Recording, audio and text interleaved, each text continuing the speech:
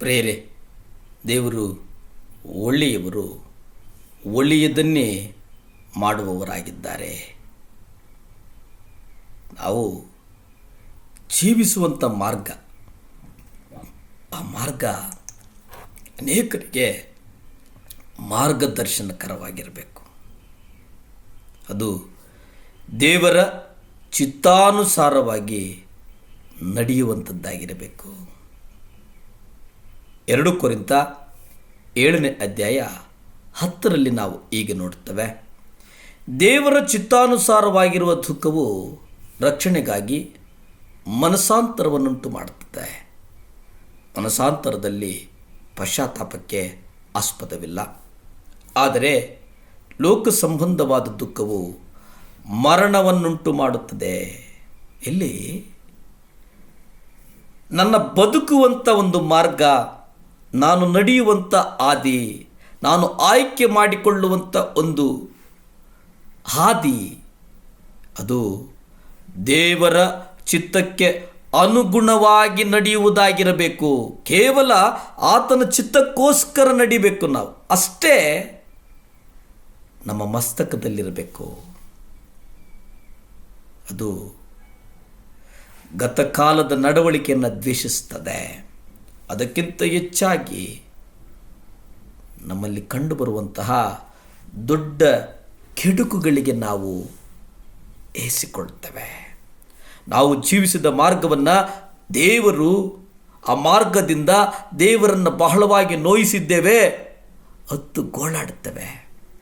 ತಮ್ಮ ಪಾಪಗಳ ಅರುಹನ್ನು ಹೊಂದಿದ ಸತ್ಯದೇವದ ಅನೇಕ ಪುರುಷರನ್ನು ಆ ಪ್ರತಿಕ್ರಿಯೆ ಕೀರ್ತನೆಗಳು 50 ನೀವು ಧ್ಯಾನ ಮಾಡಿ, ಯೋಬ ಪತ್ರಿಕೆ 42:6 ನೀವು ನೋಡಿ, ಪೇತ್ರನನ್ನು ನೋಡಿ, ಮತ್ತಾಯ 26:75 ನೀವು ನೋಡಿ, ಯೋಬ ಪತ್ರಿಕೆಯಲ್ಲಿ ನಾವು ನೋಡುವುದಾದರೆ 42:6 ಆದದರಿಂದ ನನ್ನನ್ನು ಅಸಹಿಸಿಕೊಂಡು ಧೂಳಿನಲ್ಲಿಯೂ ಬೂದಿಯಲ್ಲಿಯೂ ಪಶ್ಚಾತ್ತಾಪ ಪಡುತ್ತೇನೆ ಅಂದನು. ಧೂಳಿನಲ್ಲಿ ಬೂದಿಯಲ್ಲಿ ಪಶ್ಚಾತ್ತಾಪ ಪಡುವಂಥದ್ದು. ಮತ್ತಾಯ 26:75 ನಾವು ನೋಡ್ತೇವೆ ಪ್ರಿಯರೇ. ಆಗ ಪೇತ್ರನು ಹುಂಜವು ಕೂಗುವುದಕ್ಕಿಂತ ಮುಂಚಿತವಾಗಿ ನೀನು 3 ಸಾರಿ ನನ್ನನ್ನು ಅಲ್ಲಗೆಳೆಯುವಿ ಎಂದು ಯೇಸು ತನಗೆ ಹೇಳಿದ ಮಾತನ್ನು ಜ್ಞಾಪಕ ಮಾಡಿಕೊಂಡು ಹೊರಗೆ ಹೋಗಿ ವ್ಯಥೆಪಟ್ಟು ಅತ್ತನು. ಅಲ್ಲಿ ಯೋಬ ಪಶ್ಚಾತ್ತಾಪ, ಇಲ್ಲಿ ಪೇತ್ರ ಬೆಳಗಿನ ಜಾವ ಆ ಹುಂಜ ಕೂಗುವುದಕ್ಕಿಂತ ಮುಂಚೆ ದೇವರು ಹೇಳುವಂಥ ಮಾತು, 3 ಸಲ ನೀನು ಯಾರೋ ಗೊತ್ತಿಲ್ಲ ಮಾರಾಯ, ಆದರೆ ಅದು ನೆನಪಾಗಿಬಿಡ್ತದೆ ಅವನಿಗೆ. ಅದು ಯಾವಾಗ ನೆನಪಾಯಿತೋ ಆಗ ಅವನು ಹೊರಗೆ ಬಂದು ಬಹು ವ್ಯಥೆಪಟ್ಟು ಅಳ್ತಾನೆ. ತನ್ನ ಪಾಪಗಳಿಗಾಗಿ ಮನಸ್ಸಾಂತರಪಟ್ಟು ವ್ಯಥೆಪಡ್ತಾನೆ. ನಾವು ನಮ್ಮ ಪಾಪಗಳಿಗಾಗಿ ದುಃಖಿಸಿ ಅಳುವಂತೆ ಯೇಸು ಅಪೊಸ್ತಲರು ನಮ್ಮನ್ನು ಪ್ರೋತ್ಸಾಹಿಸಿದ್ದಾರೆ. ಮತ್ತಾಯ ಪತ್ರಿಕೆ 5ನೇ ಅಧ್ಯಾಯ 4 ನೀವು ನೋಡಿ, ದುಃಖ ಪಡುವವರು ಧನ್ಯರು, ಯಾಕೆಂದರೆ ಅವರು ಆದರಣೆ ಹೊಂದುವರು. ದುಃಖ ಪಡುವವರು ಧನ್ಯರು ಅಂದರೆ ಇದು ದೇವರ ಕಡೆಗೆ ಹಿಂದಿರುಗುವಂಥ ಒಂದು ಮಾರ್ಗ. ಅದು ಬಹಳ ಮುಖ್ಯ. ದೇವರು ನಮ್ಮಿಂದ ಬಯಸುವಂಥದ್ದು ಅದೇ.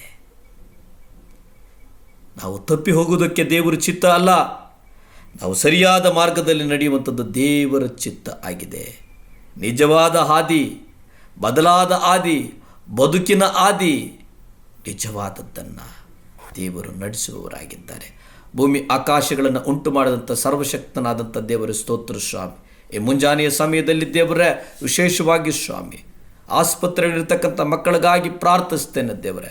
ಯಾರ್ಯಾರು ಹಾಸಿಗೆ ಮೇಲಿದ್ದು ಹಾಸಿಗೆ ಮೇಲಿಂದ ದೇವರೇ 7 ಲ್ಯಾಂಪ್ ಚಾನಲನ್ನು ನೋಡ್ತಾ ಇದ್ರು ಅವ್ರಿಗಾಗಿ ಬೇಡ್ತೇನೆ ಸ್ವಾಮಿ, ಸಹಾಯ ಮಾಡು ಸ್ವಾಮಿ.